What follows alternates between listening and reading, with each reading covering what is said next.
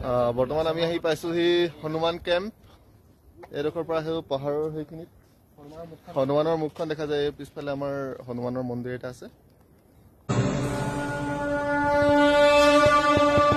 शतयोजन शतशतयोजन शरधिनियोजन शरपरिलङ्घन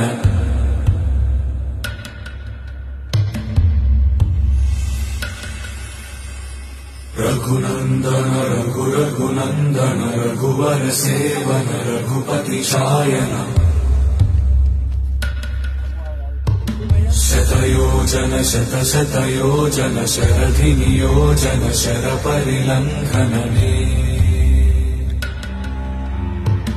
हरिभाजन हरिभाजन हरिमदभाजन दशमुख कम्पण। তো এই পইণ্টটো হেৰি মেচুকা টাউনৰ পৰা কিমান 10 কিলোমিটাৰমান হ'ব চাগে ন? 15 কিলোমিটাৰমান হ'ব ৰাস্তা। তাৰপিছত এই গুৰুদ্বাৰটো পাই আহে তাৰ পৰা প্ৰায় 8 কিলোমিটাৰমান আৰু আহিলে এইটো হনুমান কেম্প। এইটো ধুনীয়া পইণ্ট এটা আছে, আপোনালোকে আহিব পাৰিব।